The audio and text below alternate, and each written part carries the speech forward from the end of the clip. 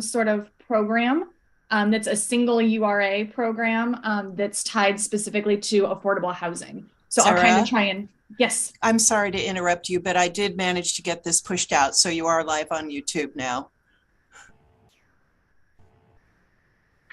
Thank you, Um, Linda. so Thank I'll you. try and kind of get through all those, being respectful of the board's time this morning, so you can kind of hear some of the other stuff that's going on in the area. So with respect to North Gateway, and I'm not sure how long ago I came and gave an update. I feel like it's been a little bit longer, maybe than a year. But for those board members who I have not had the pleasure of meeting yet or speaking to yet, one of the things that's a little bit different in North Gateway than in West Salem or in Riverfront is about 4 years ago, we actually hit that point where we could only bring in about 6 million, and then we were going to hit our maximum indebtedness. So we were kind of getting to the point where if we only have $6 million, how are we going to spend it? There's a lot in the North Portland, area that we're really interested in being able to continue working on. The whole Portland Road corridor is just such a big area with industrial and mixed use and just infrastructure that's needed, and things of that nature. And so what we actually did was go through a state sanctioned process to increase the amount of maximum indebtedness that we could collect. Part of what we have to do in going through that process is we have to identify how we would spend all of those dollars. Granted, things change. We live in a very dynamic environment, and in the last 4 years for certain, needs have changed, costs have changed, types of projects and opportunities change. But by doing that, what's been kind of interesting is we sort of have now this sort of master plan that we've been working off of, because we know we only have a certain amount of funds left. I mean, even though we went through this process, it's not as though we've got $40 million and how do we want to spend it over the years? We're very strategic in terms of how those dollars will be spent in communicating with other city departments, what else is in the plans, doing lots of public outreach. Our board spent about a year going through this process. How do they rank the projects? And so every year as we get close to the budget season, there's sort of this moment where we kind of go back and say, okay, how does this list look? And really for the last couple of years, it's been a lot of saving. I know West Salem, you guys are really aware of it. Some of these projects are so expensive, you can't just do them right out of the gate. And so we've been doing sort of a lot of just strategic kind of holding money so that we can then put it towards some of these larger projects. So in the meantime, we've continued to really focus on our capital grant program. We've put about $500,000 out so far this year. Our grants are kind of split into 3 different ways. We have the standard sort of rehab grant, just like West Salem, but a little more flexible. But then we also have money that's specific towards affordable housing. And then we have a grant that's specific towards development infrastructure. It really all ties under that larger revitalization rehab grant program. But what we were running into was it was almost too popular. And we were putting money out the door, and within 2 weeks, we would have $1 million that was already gone. And then as people are doing projects and they run into an issue, we had no money to be able to help them. And so one of the things that the board really wanted to do was kind of set aside a little bit of those grant funds that are for very specific uses, being development infrastructure or affordable housing, since on the development infrastructure, a lot of times until you start getting into your project, you may not realize that you might need more funds. And so you may not know right out of the gate, I want to apply. And then at the same time, the affordable housing, you just never know when the opportunity might come up, when the right property might come up or someone might come in and need something. And we wanted to make sure that we were sort of always able to be proactive and assist.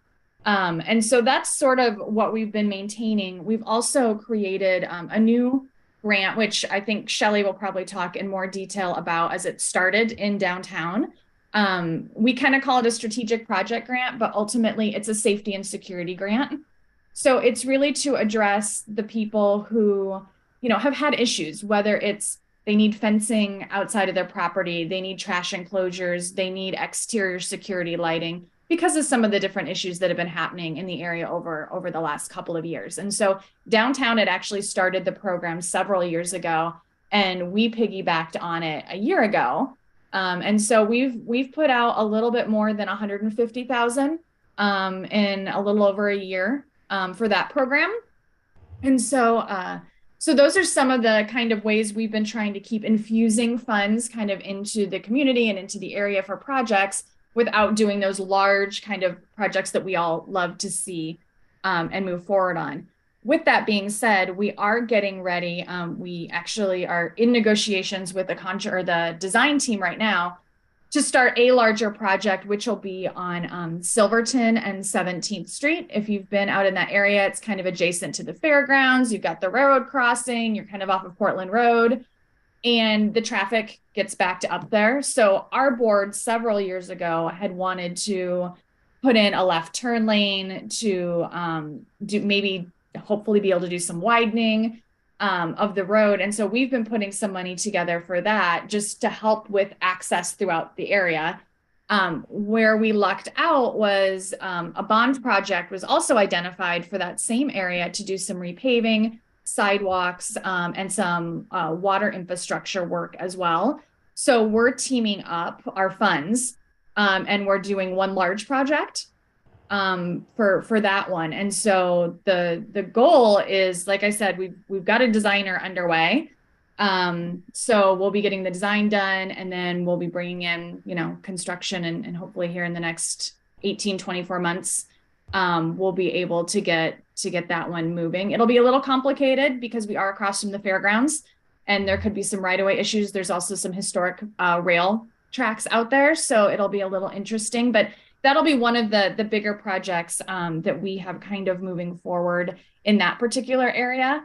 Knowing that some of you also have an arm in development here in 2027, it looks like we're going to be able to continue some of the streetscape work we had done on Portland Road prior to COVID. We had done paving, we've done sidewalks, we've done some replacement of streetlights, we've done pedestrian crossings, and we'd also done some infrastructure in terms of, changing out water and sewer and things of that nature. And it looks like we're going to be able to continue some of that work. Once again, it's a bond project, but we're going to be able to partner some URA funds to make it more robust of a project. And so right now, that's going to be on Portland Road, kind of starting when you cross the underpass and you're headed towards I-5.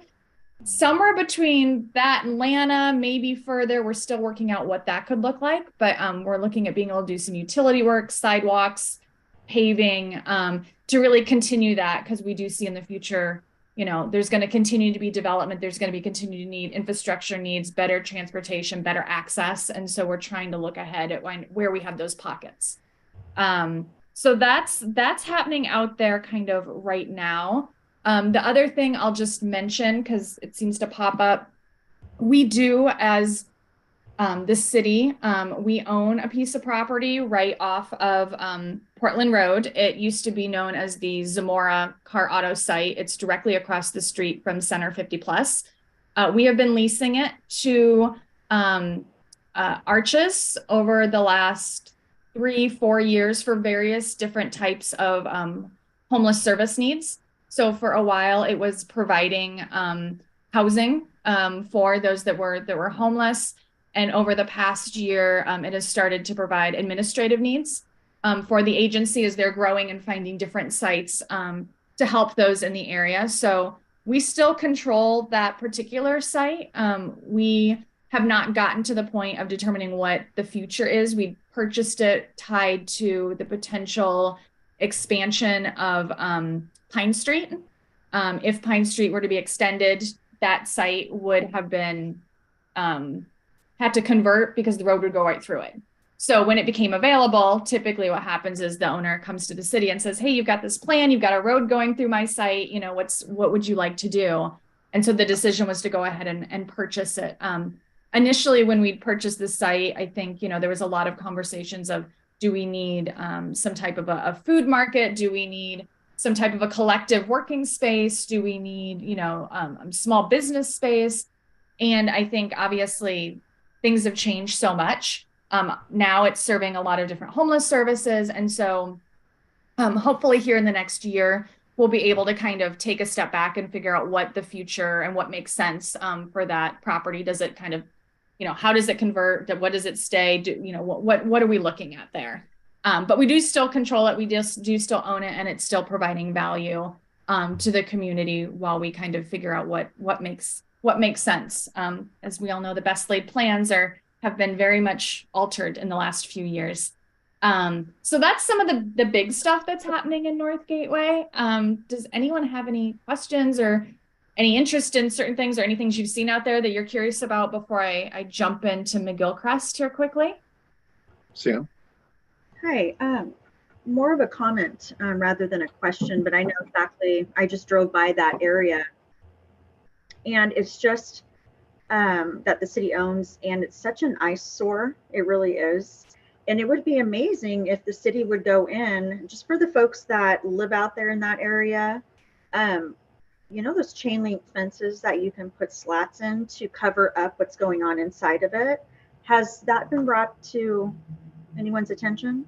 I know that there's been conversations about the type of fencing that could go in when the change was happening. I know it was a conversation tied to safety, security, but then it was also something that was tied to planning. And I don't know sort of how the chain link ended up being the final end all be all. It could be just because it was more of a temporary use and a cost issue as well. But I do know that was a topic of conversation, both with our board. But I'm not 100% sure how that ended up being, but I'm happy to double check into it. It's been so long since they first put that up, because I think there was a lot of back and forth, if I recall correctly. I was just curious if that. Yeah. Yeah. Definitely. No, I appreciate it. Thank you, Sam. Not seeing anyone else unmute. I had a couple questions, just points of clarity, Sarah. On Silverton Road there by the fairground, Silverton and 17th, you mentioned a left-hand turn lane widening, I'm assuming Silverton Road. Potentially, yes. So essentially what you're saying is as you're coming into town, as you're heading towards downtown, there'd be a left-hand turn so it doesn't back up right there. Correct. Gotcha. Definitely. Okay. Yes. And we're figuring out what the design looks. Initially, it shows widening, but obviously that's kind of complicated in that area. So that's where we're looking towards our design folks to kind of help us figure out the best option moving forward. Yeah, because I think Zeeb's just rebuilt that building on the right-hand side. Really nice. It'd be a bummer to take some of that, but. Yeah. And then the second question was on Portland Road, you're doing kind of streetscape and that sort of thing. You mentioned Lana Avenue. Are you saying Lana Avenue North, or are you saying Lana Avenue, I guess, south towards downtown? Yeah, it would be right now. It's at least from Lana south to the underpass there. It might go further. We're kind of trying to figure out how far we can stretch our dollars. And obviously, construction costs over the last few years, as most of you are probably well aware, have just skyrocketed. We have been getting some potential positive signs that maybe things are kind of leveling out a little bit. This project isn't slated until 2027. So right now, what we're waiting to see is kind of how do bids come in on some of these similar projects that not only myself, but Tori and Shelley and other public works folks throughout the city and private developers as well. How do they start to see those prices coming here in the next 12 months, especially? And then based on that, can we look to go further? I think the goal was always to go further. And then as prices are going up, it's like, all right, well, we know we can probably do at least this much, but we might be able to do more. But it would be very much a continuation of what you kind of see once you continue on Portland Road and you go towards I-5 of the improvements that we were able to do. The URA had always wanted to sort of finish out Portland Road, but we just didn't have enough funds, or it would have taken everything that we had, and the board really made an effort to look at projects where they could kind of get the biggest bang for their buck and really try and spread the money out instead of focusing on a singular project. But with the bond being approved and it being a project that the council had said is something of a priority, it's really benefited us that we can now partner our dollars. Mm-hmm. And then one last comment that I'll just make to the group, if the group doesn't realize, or maybe it's changed, Sarah, and you can clarify. Mm-hmm. At one time, Northgate was the main fund was $1 to dollar. Is that correct? Up to 300? 300 grand? For the grant program? Yeah. Yep, it still is. Okay, still is, which is different than our program in West Salem. So I think it's just an interesting thing to note for our group. But aside from that, I will shut up and let Sarah go into McGillcrest or others.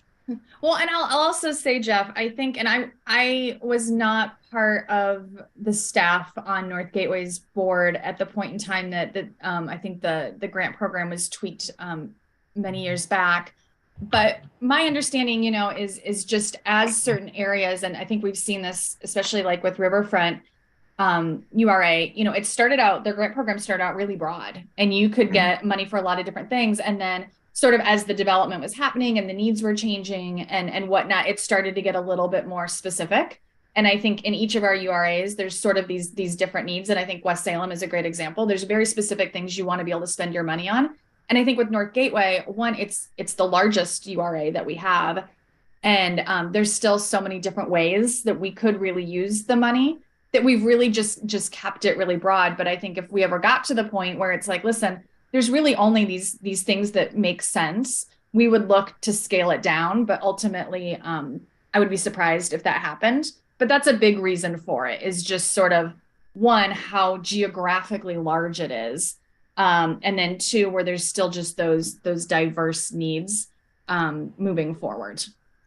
Yep. Agreed. Thank you. Oh, you're very welcome. So McGillcrest will be short and sweet, but I did want to give everyone a brief update. I think here probably in the next, I would say 3 to 6 weeks, you'll probably see a lot more coming out about the project because I think we're going to have a lot of really great information to share. For those of you who are not familiar, McGillcrest is over actually by the airport. It kind of catty corners 22nd Street and 12th, and it runs between those two. It's a very industrial area. The URA was created solely for a singular project, which was to redo basically McGillcrest, the street itself. It has flooding issues, it has access issues. Because it's industrial and because so many of the folks are trying to get to and from I-5, we've got trucks, we have heavy equipment, things like that. And if you're coming through just as, between point A and point B, quite often, because we have rail tracks that go through there, the traffic will get very backed up. There aren't the turn lanes. If you're trying to go along 22nd, you will find that the road doesn't even go straight through. You have to stop at McGillcrest, and then you either hang a very strange left or right to continue on the road. So it also becomes a safety hazard as well. So for a very long time, we've been working on design and money and then applying for grants because there's just not enough to cover it. But we have finally gotten to the point where, thanks to some grants through ODOT, URA money, we've had enough piling up. And then we recently in August received a federal RAISE grant associated with this project as well, that we are finally moving ahead on construction and improving that road. At this point, we've sort of broken it up into 3 phases. It could end up doing in 2 phases. We're not 100% sure how that's going to play out just based on costs. And then some of the intricacies that we're working out, especially with the rail. But the first phase will actually be the realignment of 22nd Street. So if you commonly go up and down that way, you will see improvements starting very soon. We are opening construction bids later this month. So we will know how are we on budget and what does the timeline officially look at. We had hoped to start construction this summer. I'm not an engineer. I'm not sure if that will be feasible, but it doesn't mean that maybe we can't start some work this summer, later in the summer, but we'll know more here in the next couple of weeks. So that'll be the first one. And then the question will just be, do we kind of work and do 2 phases to get the other 2 portions of McGillcrest done, or do we kind of wrap it up as one? That's what we're kind of figuring out. But all the right-of-way is about 98% complete, which, as anyone could know, that's the hardest part usually about a project, and we've been working on it for about 2 years now. So that's all complete. The environmentals are all done. So we've really been trying to work ahead for the whole project. So then once we had the funds, we could really just start moving on construction itself. So we'll be beefing up our communications about the project, because we'll have really fun and great information to share. about it finally moving forward, and be keeping a lot of stuff on our website updated as well. So I just wanted to kind of, since I had the opportunity to give you all a little heads up and sneak peek as to what I think should be coming out here in the next couple of weeks about that project. Thank you. Were you going to mention anything about those single property URAs as well? I was going to do that last, because that's, okay, sorry. that seems to be the one that gets everyone's attention the most. Yep. And if I missed something, Jeff, feel free to jump in. I know you and I have had conversations about this program as well. We're trying to get people in the know. For those of you who may not be aware, back in 2020, we as the city sort of created what we called our first single property urban renewal area. Unlike West Salem, where you've got, hundreds of acres and a whole list of projects and all these different things you want to try and accomplish, the single property URAs are just that. They are literally a single property, and their intended use is for affordable housing. And if you are familiar with the former Oregon State Hospital property where Yaquina just had their grand opening for affordable housing, there's also another housing property on the larger campus parcel that's called Jory. And it was our first sort of single property urban renewal. And what the intent of it is really, it's another tool in our toolbox. There's a lot of properties in the city that are not within an urban renewal area. And one of, obviously, the top council goals is more affordable housing. And so one of the things we really worked on is what's another way we can try and incentivize it. There's a lot of programs through, obviously, the Housing Authority, but you're getting into low income tax credits and things like that, which don't always work with a project. And so what we've kind of come up with, and we created an official program, and the council approved it back in September, is really this single property URA, and it's only really tied to affordable housing. So if you have a piece of land and you're looking to build housing, and you are willing to do at least 15% or 20 units, whichever is more, so it's a little bit different than a lot of programs, this might be an option for you. And what happens is we don't provide any funds for the construction, but if we go through the process, the URA is approved, the program and the rebate it's a property tax rebate program. So you would pay your property taxes in October, and then typically the URA, we don't receive 100%. We typically get around 85, 86% of what is paid. And it changes depending, obviously, on geo bonds and things like that. So we would get around, say, 85% of that. We would hold 3% back for the purposes of administrative costs, because we still have to do reports and plans and things. And then we would rebate the remaining 97% back to the developer, with the intent of it's an incentive to maintain that affordable housing element. That's the really high level of it. The lower level is it's not a quick program. Creating, whether it's a single property or a 500-acre urban renewal area, can still take anywhere from 18 to 24 months. Once that process is complete, there would still be a separate development agreement that would be entered into, so that everyone is aware of what the requirements are on both sides. The program is not never ending. We're using around a 15 rebate baseline, which is about 15 years. We switched from years to rebates because a lot of times we don't start a rebate until maybe your second or third year, because that's when your project's 100% complete. And so there's sort of, a lot of pieces to it. I would say the other sort of unknown that's always in there is the developer also would have to go to BOLI and get an exemption unless they want to pay prevailing wage, because they would be receiving more than $749,000 of public funds over the course, obviously, of their project.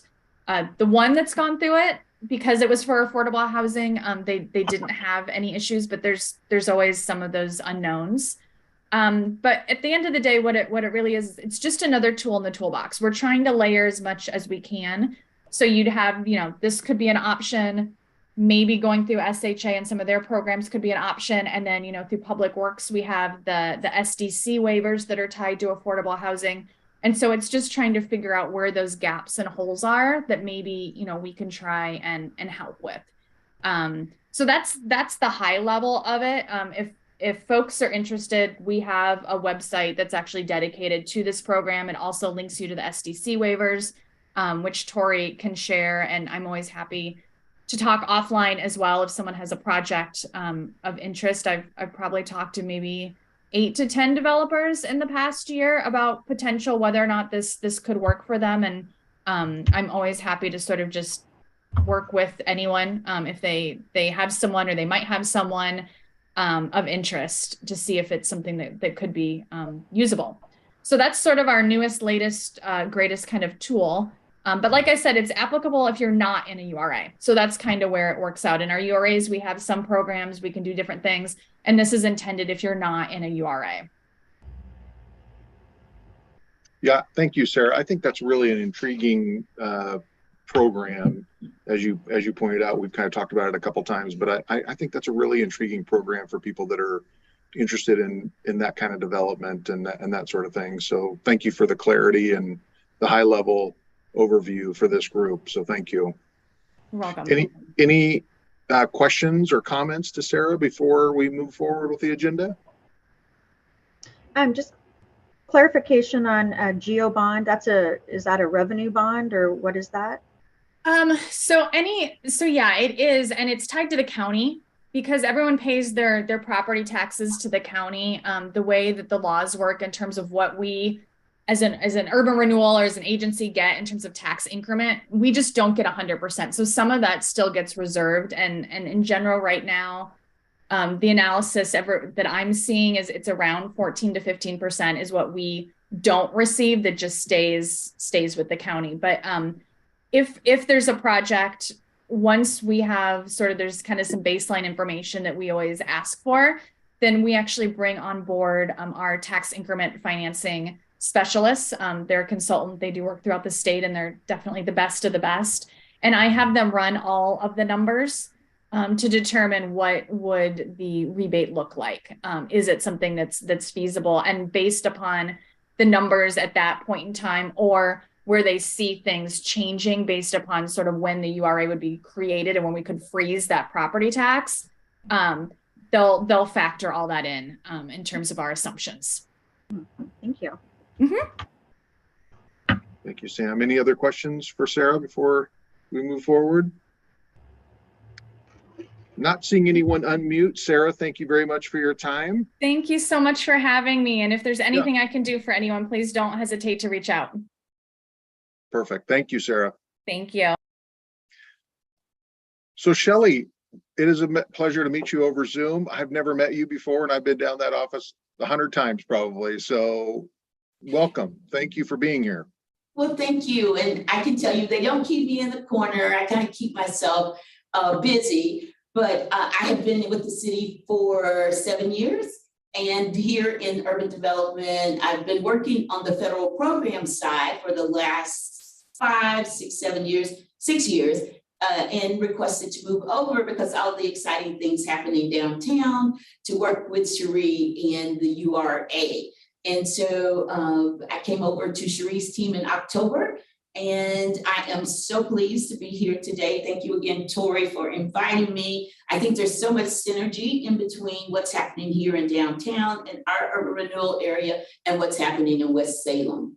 And working together, I think, and knowing what projects are coming is going to make it extremely, beneficial for all of us to strengthen both sides of the river. I do have a PowerPoint presentation because as being the newbie, I wanted to make sure I didn't leave anything out because we have so many exciting things happening. So I'm going to pull that up so that you can see some of those wonderful things. As for those who don't know, the Riverfront Downtown URA is here in the black. You will see that it is totally most of the core business district for this city. It was established in 1975, which makes it the oldest. Sarah has the largest I work with the oldest, it's 48 years old. And when it was originally assessed upon creation, there was a $43 million assessment. And as you can imagine, the return on investment for the work of the URA, those private development and the other public funds has more than quadrupled that initial assessment. Our projects include grants and loans similar to what you have in the West Salem redevelopment efforts.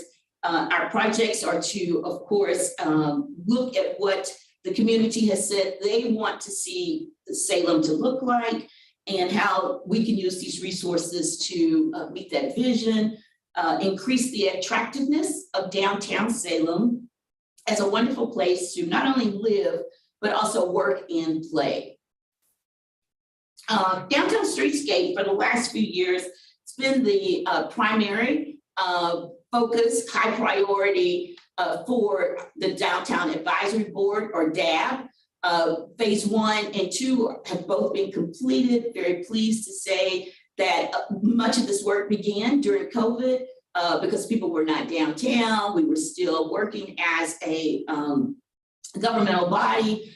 And so 1 and 2 are finished, 3 is underway, and it is currently here in front of Commercial Street. You'll know from where you see the Firestone, and on the east side, you'll see across from the Parkade where you've seen street improvements.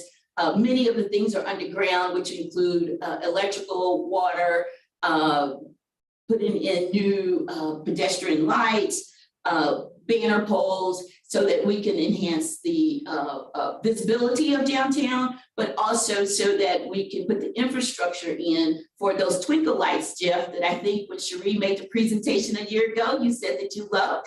And if you came downtown during Christmas, you saw all of the beautiful lighting. And part of that is that infrastructure that has been put in over the years. As previously mentioned, this is an 8 to 10 year project still to go. Phase 4 is under contract at this particular time. And as Sarah was mentioning, we're starting to see some of the pricing level off. It had been bidded at and with the expected amount that now we have some project savings because it came in a little bit less than what we had budgeted for. So we're very, very pleased with that. We're looking at some of the landscaping pieces and street furnishings just to add, along with some public art, including wrapping of utility boxes and just everything that we can to make this public space as welcoming as well to go along with the utilities and with the infrastructure pieces that are there. Some of the future phases are a little challenging. Keep in mind that we're working with some of the infrastructure that's been in place since Salem started. And when the utility companies came in, of course, they set up utilities in places that today we're actually needing to dig up. So we're having to really work from the design standpoint to make sure that those major systems are not impacted by some of the things that we need to do with the next 2 phases of the downtown streetscape. The next thing I have is we, as part of the streetscape, is if you've come downtown since last Friday, we now have 2-way traffic on Court Street. This new traffic pattern was put into place simply to provide additional visibility for our businesses. We feel that the 2-way traffic will allow for people to see that storefront that you wouldn't see if we continue to have 1-way traffic. It is also a safety feature. Many studies have said that if you have 2-way traffic, drivers are more prone to pay attention than if they are on a 1-way corridor. So it's a safety element as well as the visibility piece. It's from commercial up to church. And that's because the URA can only use its resources within its boundaries, and any further would have taken it out of its boundaries. This will also increase the attractiveness because you have bodies, you have activity, you have vibrancy that we were missing in all of the streets being one way. So now both Court and State Street in some respects are two-way streeting. And this was taken yesterday afternoon around 5:15, and you can see the people, you can see how Reed Upper House and Bentley's, and it was really exciting to be there on Friday when they opened the streets up and the cars coming through, and I can see that that energy is continuing. The next project I wanted to bring you up to date on was the Holman Hotel. As many of you know, it opened in April. It's the 127 guest room suite boutique that's under the Hilton Tapestry collection of the Hilton hotel chain. It was a $42 million project. The city put in almost $1 million to see this come to fruition. You can see that the former gas station and property, what it looked like before. Of course, here's the beautiful corner now that is lighting up and getting new vibrancy down in that particular area. The family here are the Watts, and they're from Oregon. They were the first guests to come to the property, spend the night. It was their anniversary. They're not from Salem, which goes on to say that this is an attraction that will bring people in. We can see right now when Ironman comes, when we have conventions over at the convention center, other individuals, Willamette's baseball team, the coaches' parents were visitors. I was walking down the street and just happened to see them. They're from Seattle and they were there. And, you know, of course, I'm always proud of what's happening in downtown Salem. So I asked, how was their stay? They said not only was the stay in the hotel wonderful, all of the people were awesome. We got to visit the restaurants and we had an opportunity to go over to Riverfront Park. So that's the value added that a development such as this, a project such as this can bring to a community. Back to the Watts, they mentioned in a review on Google that Cozy Taberna, Coin Jam, and that they walked to the state capitol. So now this allows us the opportunity to make sure that Salem's hidden gems are known nationwide. I can't wait until I see the reviews on TripAdvisor. So if you do go visit, please make sure and do a review because that's what people use to determine what towns they want to come to.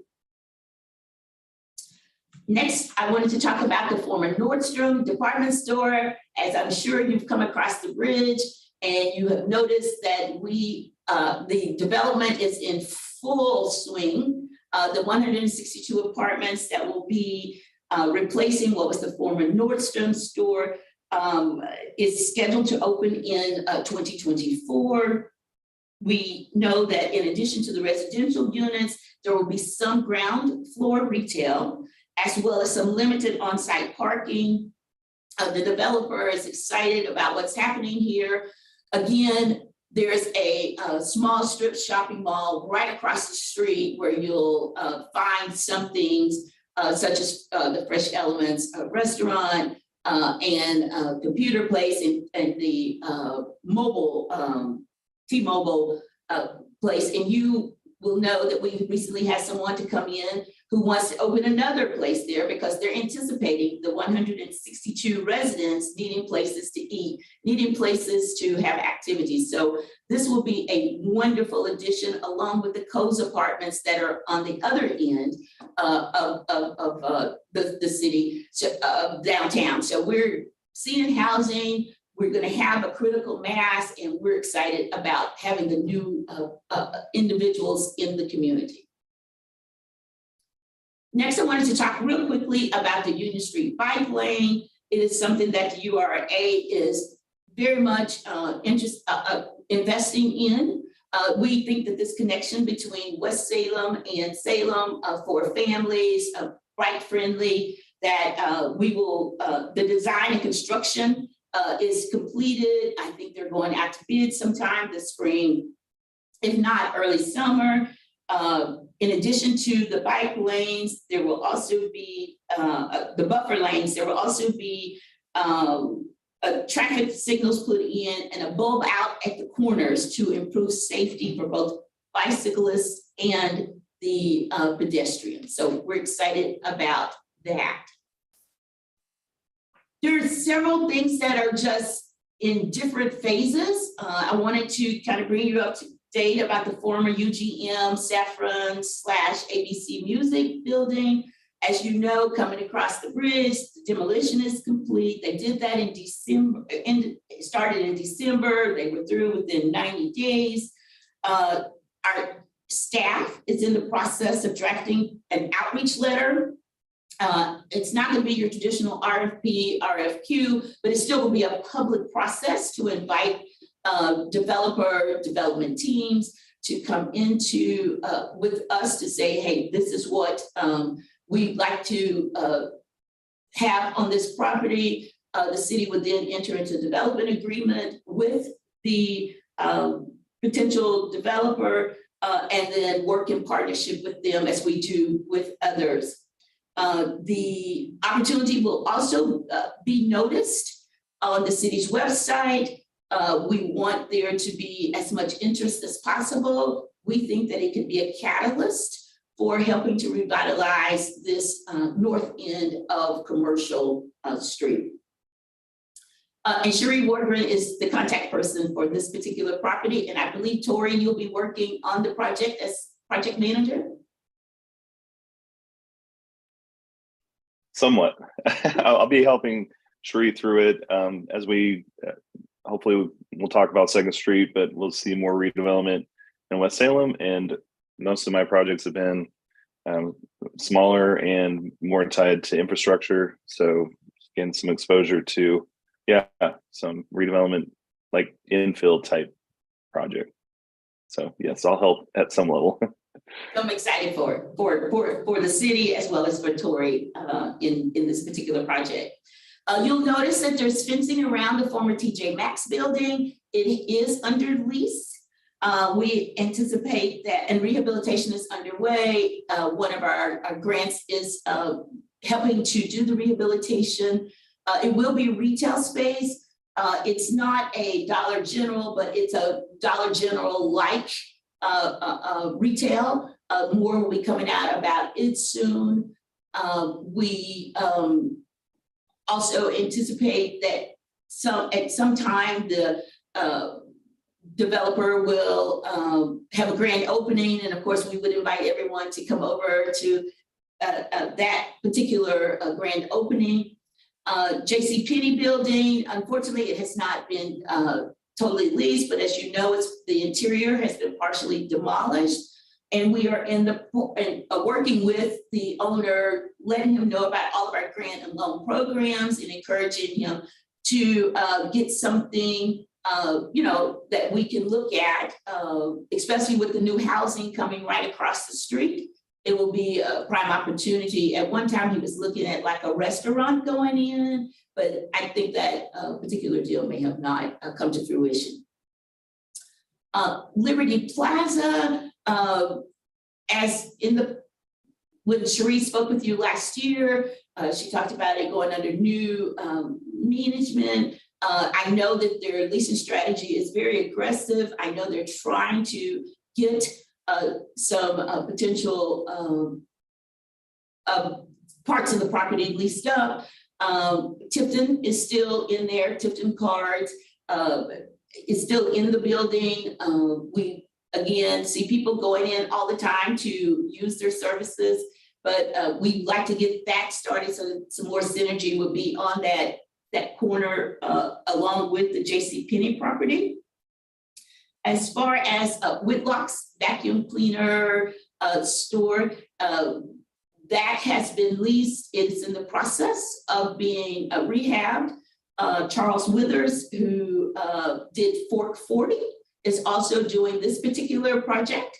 It will consist of some housing on the upper floor as well as retail on the lower floor. At one time, he was talking about a laundromat.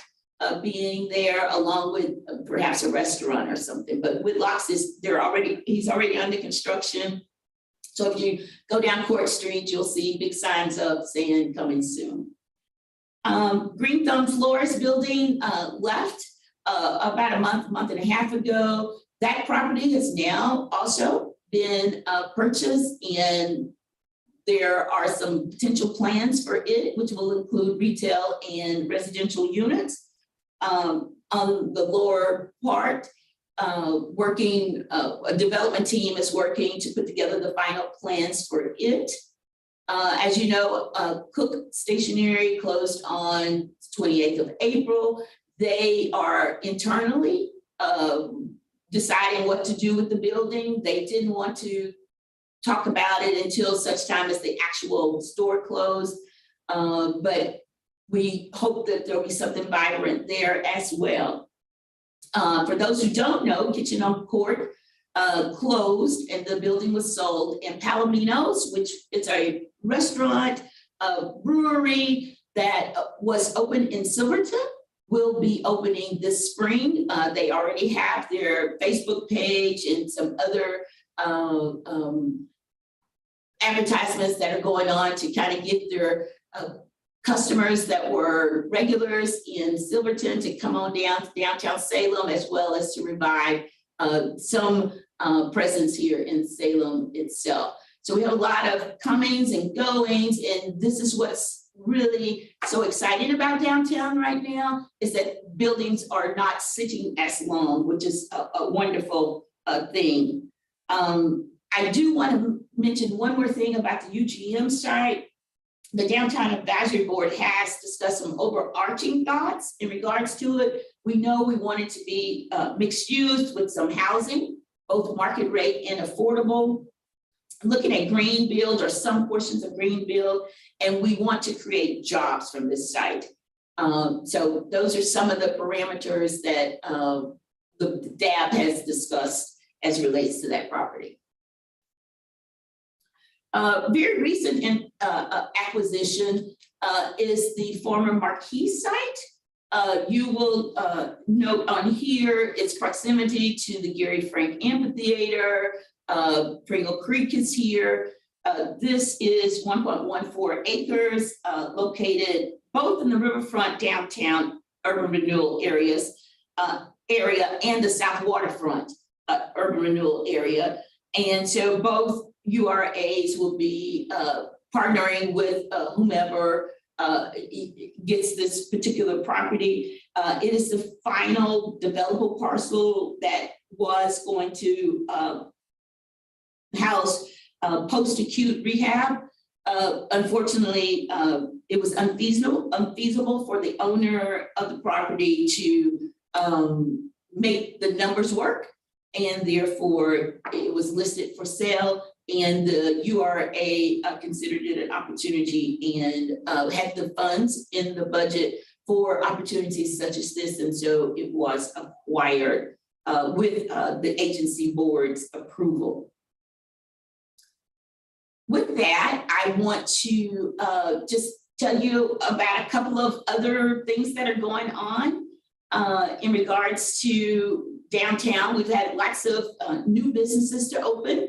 Icarius is a women's sports bar that the owners of have decided that something new. I have spent some time in there, and it's a wonderful place. They have some of the best chicken wings I've had, and I'm from the South, and I love chicken wings, and they are really, really scrumptious. They also have vegan options available. We have Sewell Sweets that opened on Liberty Street, Side Hustle that opened it's a bar restaurant on Commercial Street that's open. So we still have lots of activity going on in downtown Salem. So I'm open to any questions you may have and happy to provide you any information that I don't have today through Tori.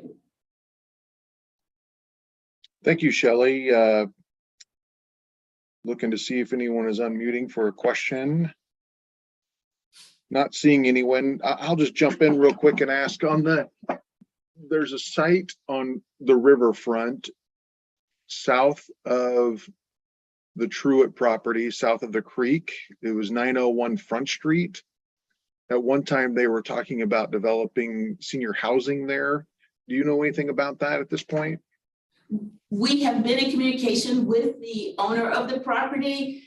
They are aware of our programs because they've used them for a couple of other projects, but I just don't think they're ready yet. I know that they were also doing some development in the North Gateway URA because I'm working with Sarah, as she had mentioned, on their safety and security grants. And so I was out looking at their safety and security grant for their other property. I think that they are just trying to figure out what's the best path forward.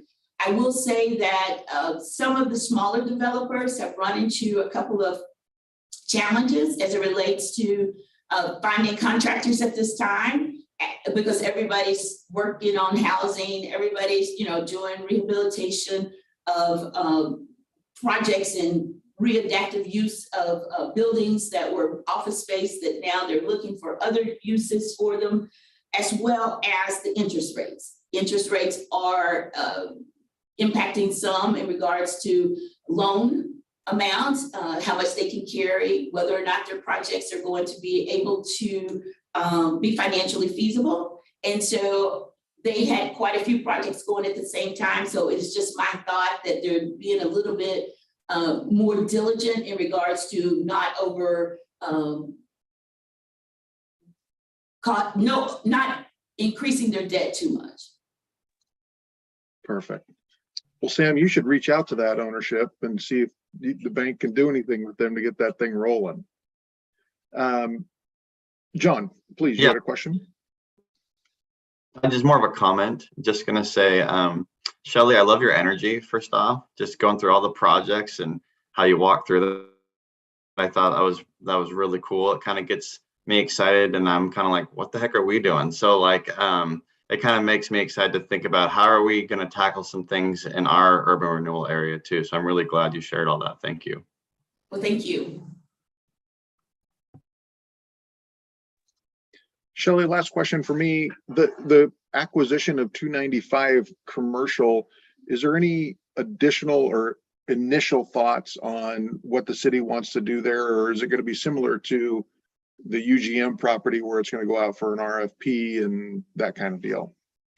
The property, my understanding from Cherie, because I think she'll be on point for this one as well, housing is one thing, because that is the council's number one priority, and that is the agency board and the downtown advisory board number one priority. We know that there cannot be any public housing or low income housing in that particular area, but we know some type of housing, and TBD in relationship to how this will be marketed, whether or not it will just be listed, whether or not the city will be involved. I would say that if you have any particular questions, to reach out to Cherie, because she may be able to give you a little bit more. This moved pretty fastly. We had our downtown advisory board last Thursday, and I think we notified them of some of the decisions earlier that week, because things are moving pretty fast on it. Perfect. Well, Shelly, with that, I'm not seeing any other questions or comments. Thank you very much for joining us today. To echo John's sentiment, it was great energy, and thank you very much. Thank you, Shelly. So with that, Tori, we'll turn it over to you regarding West Salem. Okay. I'll probably be quick with West Salem because I think Sarah raised a good point. But this being a broader urban renewal update, there's a lot happening out southeast at the Mill Creek Corporate Center, and I manage projects out there. So if that's okay with you guys, I'll touch quickly on West Salem, and then I'll shift over to it's essentially between Lancaster becomes Almsville Highway, and then it goes to the southeast over to I-5 area. So starting off with West Salem, you guys are all aware that we're getting really close to 2nd Street. So that's gone out to bid. We've had multiple responses from eligible contractors. So we're narrowing that down to select the contractor. And so we should start to see that selection complete, and work start this month. So there'll be a lot of activity. To John's point, you'll really see a lot of work happening as a result of Second Street. It puts a lot of property. We mentioned during our budget discussions and over the last discussions on the grant exception criteria to help get additional funding out to some of these properties to see them redevelop, because they will be challenging. Just as an indication, with some of the encroachments that were there with some of the industrial properties that were in the way in Second Street, as we got ready to do the design work, notified those properties that, hey, you know, we have about a year to design and we're going to start the construction. So please remove your encroachments from the right of way. So that resulted in one of the properties and covering multiple storage cars with oil. So it's just one of those things where we know that these have been industrial for decades. It's going to be challenging to redevelop. And so all those things are getting positioned in a place where hopefully we'll start to see, similar to downtown, some of these older, you know, great large lot properties change to something else. So you'll see a lot of activity with Second Street improvements going all the way through from Girth to Wallace. Something to note too is we've been working with Public Works. It's important to have basically the same look from the area of Second Street that's already been approved from Rosemont to Girth. So, you know, the lighting strategy, really that's the only part that would change through there is introduction of the, you know, Edgewater style ornamental lights. So it would be a consistent, you know, as you take, if you were to drive the whole route, you know, if you were to enter Second Street from Rosemont, you'd have that full feel going all the way through to Wallace. So you'll see that activity coming up here pretty soon through the spring.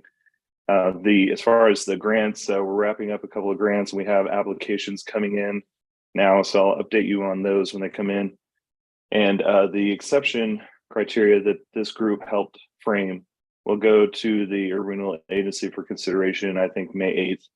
So that'll go to them to evaluate to see if it's a priority, and that probably result, you know, if they support it, in a change to that. You know, if we get an application in for more money beyond the 300,000, you know, they'll have that framework to work with. So that's just kind of a quick update on those things. If you have any questions, happy to answer them. And if not, I'll shift over to Southeast Salem. Yeah, not seeing any, Tori. I guess we should move on to South then. Okay. Thank you. I'll be quick on this too. It's just, I think, important for the group. There's a lot happening out there. So I'm going to bring up my screen so you can see it. This is the Mill Creek Corporate Center, Mill Creek Industrial Park or renal area. It's located off of 20. These properties developed first. This is Home Depot Rapid Deployment Center, or Rapid Deployment Center. This is the Amazon building. This property has been purchased by Pac Trust. I don't know. I think they'll probably start to do some work on it this summer. I'll zoom in here so you can actually see the building footprints. So I'm going to pan around here. So let me know if you have any questions as I go around. So now you can see the building envelope and the parking for Home Depot, Amazon. So Lancaster, if you were followed around from Highway 22, you take that right turn exit, brings you around to Almsville Highway. It turns into Almsville Highway at the intersection of Kubler and Corden. So there's a lot that's been developed through here. These are industrial spec buildings that were phased, basically two buildings constructed with each phase. Their final build out is wrapping up now. So they have total 6 buildings. Then you have the FedEx ground facility to the east.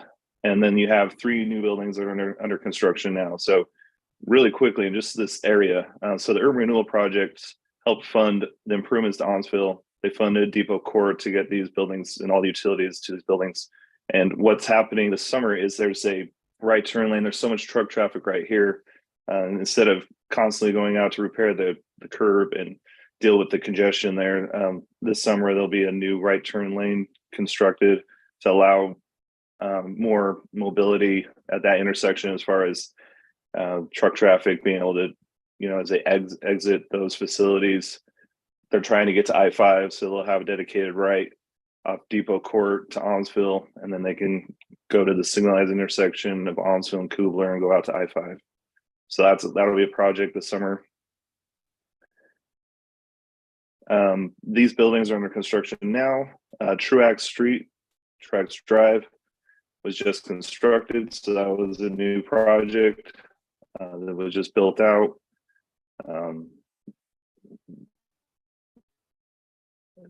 There's a large wetland area that was, so as far as an urban renewal project goes,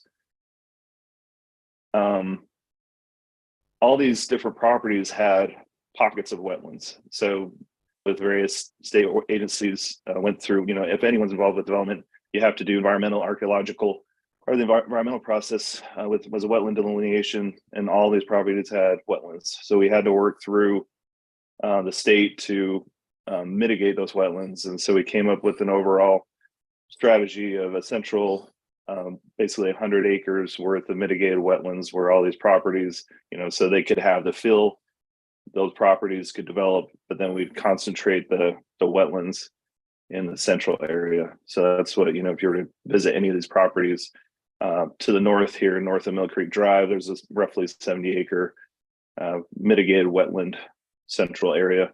And their paths, now that all the paths are constructed, there's one last path being constructed. Well, it was already built, but it's been somewhat disrupted with the new construction to the south. But you have both along the streets, there are shared use paths. But if you wanted to take a walk or a bike ride through the corporate center itself, there's also a shared use path, bike ped path through the wetland area.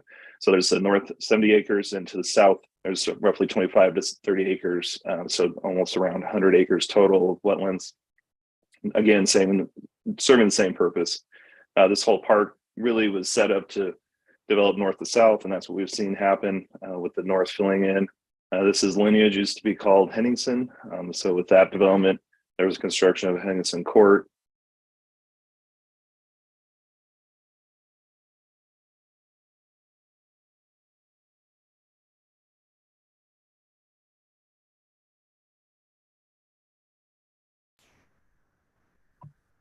Are we frozen? I think we lost Tori. Okay. I thought it was on my end.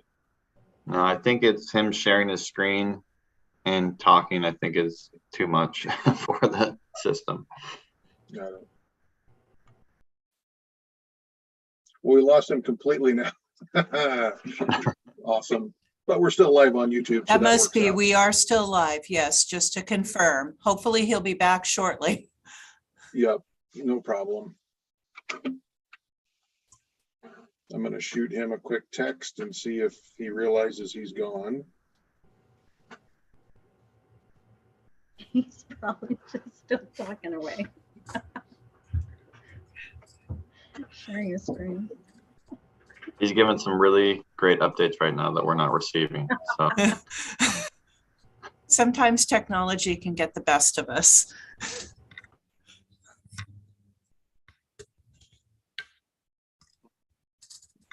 It'll be important when he logs back on. Here he comes. Maybe tell him how great that was.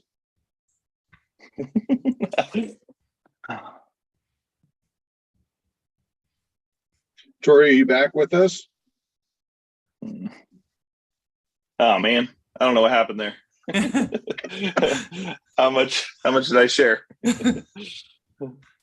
We got down to where you were talking about Lineage, and then it locked up, at least on my end. Maybe someone else that went a little longer.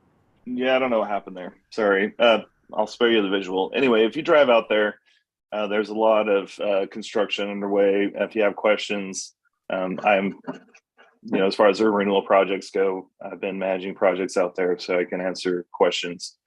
Dollar General will be the latest. There's a lot of earthwork happening right now. They acquired the site probably early, probably around January, earlier this year. So ever since they got control of the site, they started doing all their earth, started moving dirt. There's some existing sewer lines that cross through the site. At the time, this was old Department of Corrections state surplus land. And so as it, political wind shifted and decisions were made to basically share correction facilities statewide rather than having them consolidated in Salem, and it started to shift as far as the use of the land. And so there's existing sewers that connect Corbin and the correctional facilities that went straight through the site. So we're right now, if you were to go out there, a lot of that earthwork and a lot of the work that's being done is to lay new sewer connections that will run with the road and remove those existing lines that conflict with the development of the Dollar General. So that's a pretty big development that you'll see happening here over the summer as those walls go up. And then we're in discussions for another building to go in off of Deer Park. So basically what that is most of the large lots that we have at the Mill Creek Corporate Center are already under control and will be under development this summer, which will result in some of the smaller lots, hopefully being for other industrial uses. And so there's a lot happening out there. If you're take drive around, Deer Park will have to be improved as these things get worked out. It's more of like a county road without sidewalks. It's not very safe at the intersection, so that'll have to be reworked. So that'll be one of the projects as it starts to come around to that side. And then also Turner Road through there will need to be improved. So that's a pretty big project. The last project, as all of it gets wrapped up, will be Kubler Cordon. That whole area needs to be improved. So that's the biggest project. So we're saying it for last. It works as it is now, but there's some improvements that need to happen as all of it gets built out.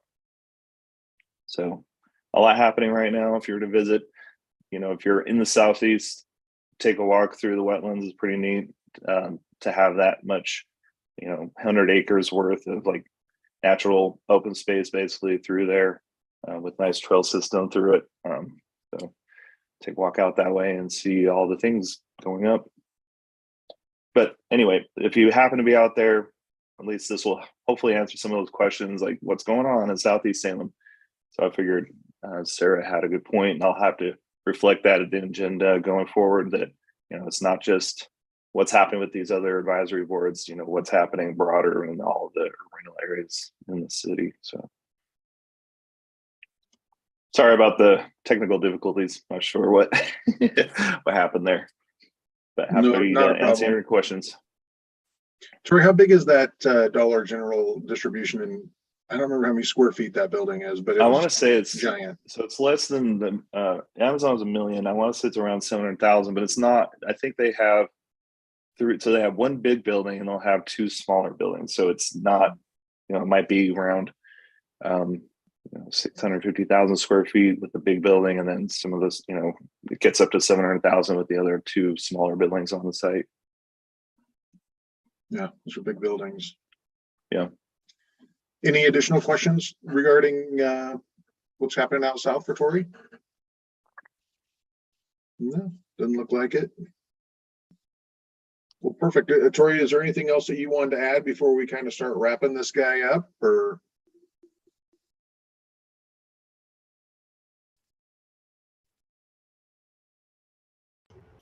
How about this? We'll go ahead, Samantha. What were you gonna say? Oh, I think we just lost Tori again. Oh, I'm still here. Yeah, he's here. Sorry, he's pondering. He's pondering. So with that, why don't we just kind of move on down and talk about what else is going on, West Salem Business Association, Neighborhood Association, et cetera. So Sam, do you mind jumping in regarding WSBA? You betcha. This month, April, we had a pretty successful Salem Kaiser School District Board candidates. So that went well. I feel like every month we have more participation from members and non-members. Commissioner Lyle Morehorse has put together for our May 25th general meeting, family community outreach. So having some resources, he'll be talking about that. And then June 23rd is our 3rd annual golf tournament. And again, I feel like that's gotten a little bit bigger over the years. So if you are interested, please reach out to me if you'd like to get a team together. That would be terrific. Other than that, that's all I have. Thank you. Tori, you were saying that you go to the neighborhood associations. Can you kind of fill us in what's happening? Good for you. I was just going to look up actually what so they meet today at Roth's. They meet the first Wednesday, so it makes it easy to to track. So it looks like for their May 3rd meeting, they have they get updates from the police department. They have a sergeant there that shows up. Looks like something related to Edgewater property development. So it looks like Robin Dahlke with the city of Salem will be doing an update. I don't know if they had questions on a specific property on Edgewater. So I don't know exactly what that. And then there's a street mural that will be happening later this summer. I think they made an effort to outreach to see, if the community wants to be and participate in that. I think it's later in June or July. So if you are looking for that information, I can make that connection, or I can look to see if I can get more and share with the group. Yeah, and then that goes through their various committees as far as looks like they have like housing, transportation, watershed, parks, land use. They go through the kind of the group to do an update. So it looks like that's what they have there for their meeting this evening.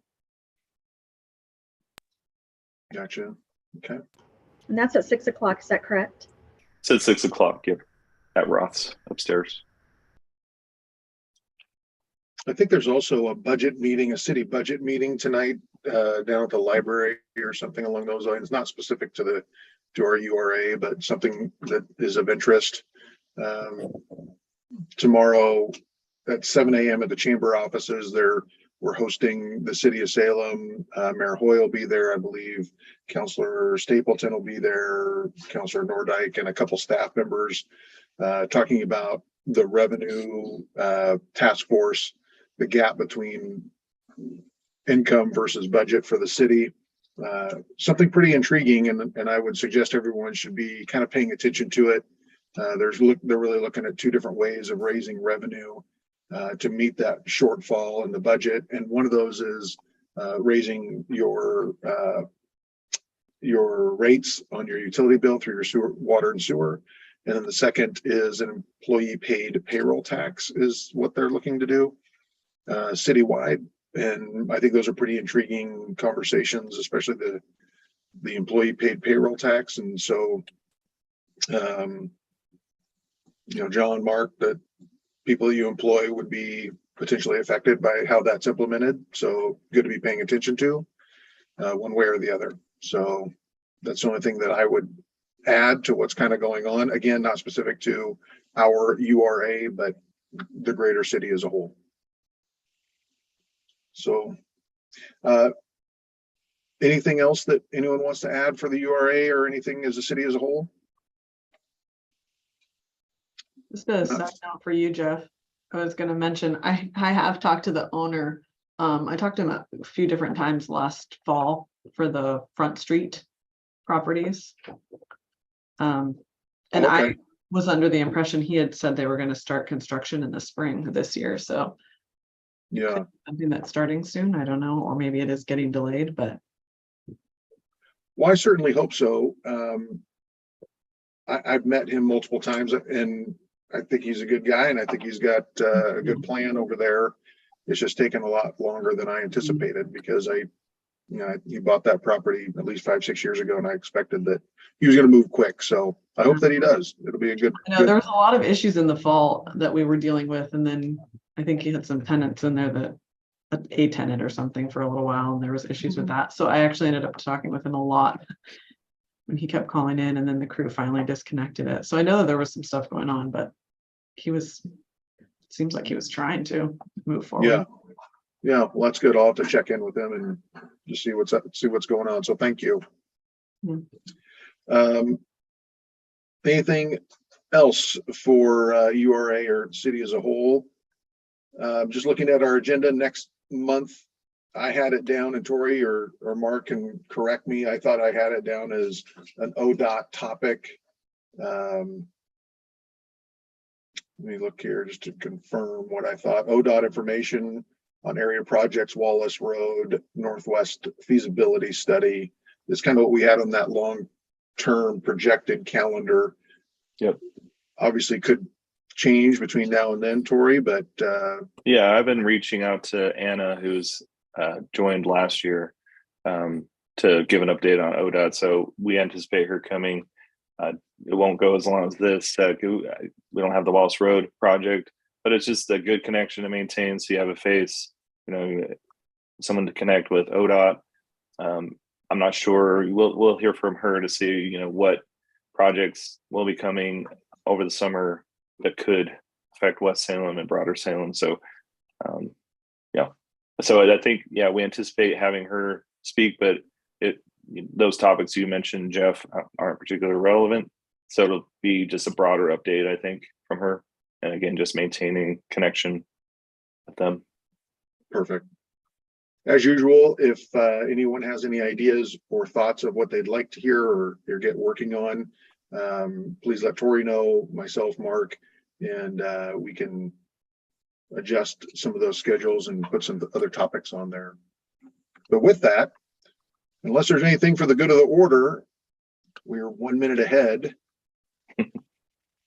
So with that, the gift of time, 1 minute, use it wisely. Have a great day, everyone. Thank you. Good to see you. Thank you.